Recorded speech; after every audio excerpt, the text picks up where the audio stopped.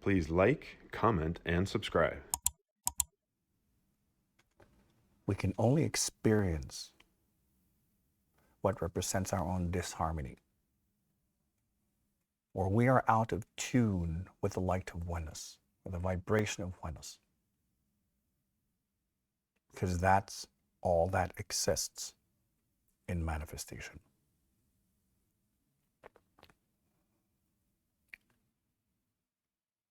So there are two ways to experience and to not experience. Number one, everything you experience represents where you are in disharmony with life, because that's where you manifest. That's your karma, the distance between what you believe and what is. So when you align yourself, when you're able to dissolve that, that manifestation can no longer exist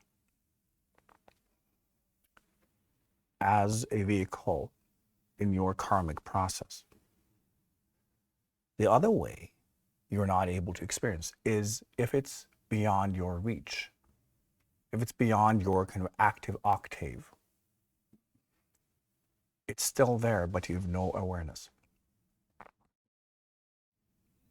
When we look at the concept of harmony, it's not peace and quiet. Harmony is something that occurs when you have two individual tones vibrating, and they vibrate together, and also thereby reinforce each other. So it's not about peace and quiet. It's about what you are vibrating. And if you are in tune with life around you. Think of it, when you play your instrument and you're out of tune, and life is a tuning fork, and also playing that one vibration, you will be playing your instrument until you have tuned yourself completely, and then it's the same note. And that's the principle of oneness. It becomes one note. But it's only when you are completely tuned that it's the same note.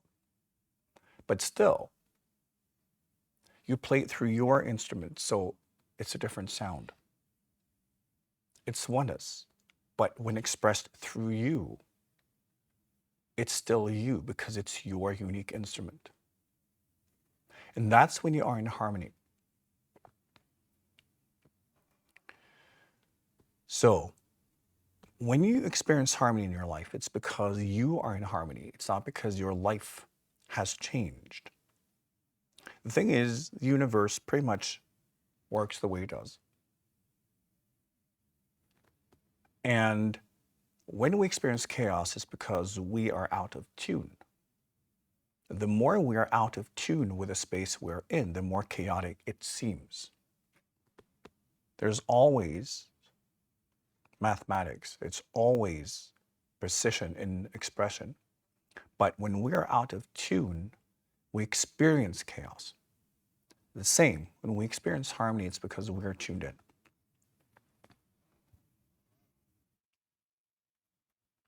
Now, how this happens in all universes are through natural laws.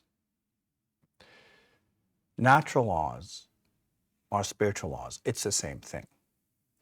If you think of all spiritual principles and what is, and how it expresses in different spaces and different types of universes, laws of nature represent those laws. When it comes to horizontal existence and survival, it's always about natural laws and how we deal with them.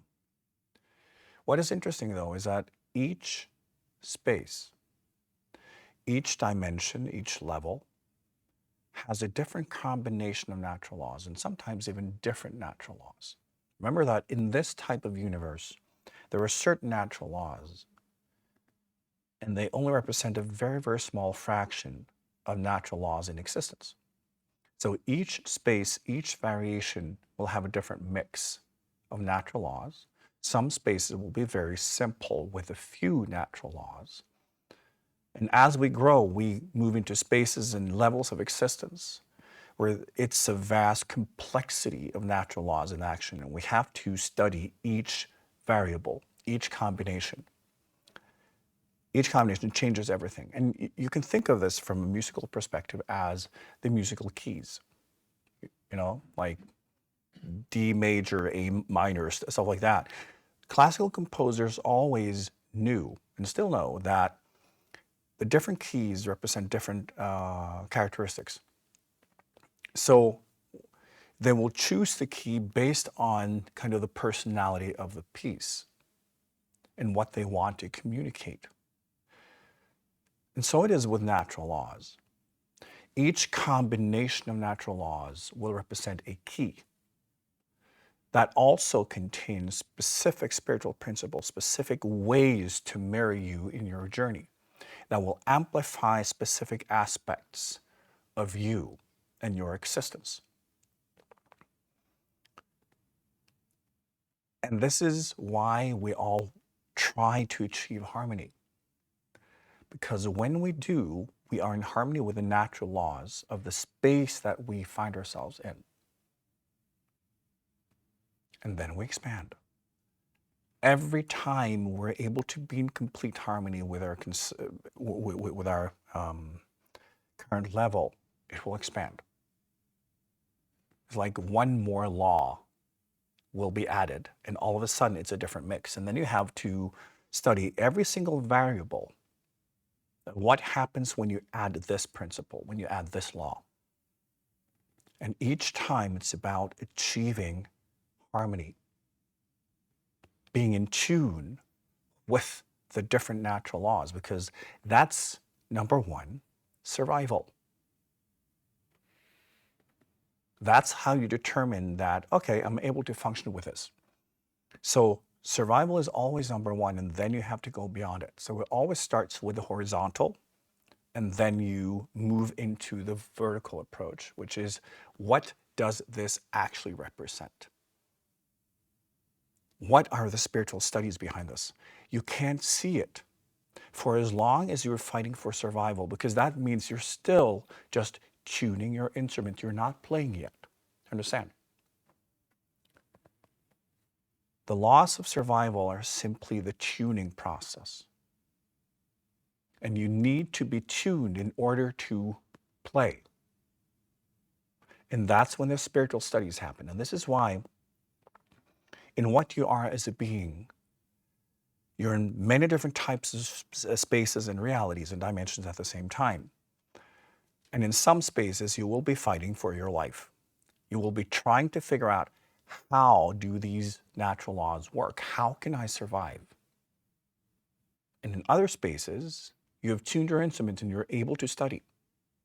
And even in this one lifetime, you are in many different spaces with different combination of natural laws, where different strings and combination of strings are activated.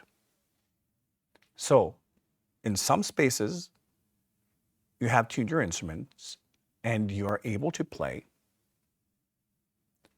And in some spaces, you're still trying to figure out, like, where are my strings and how do you tune them? So it's complex.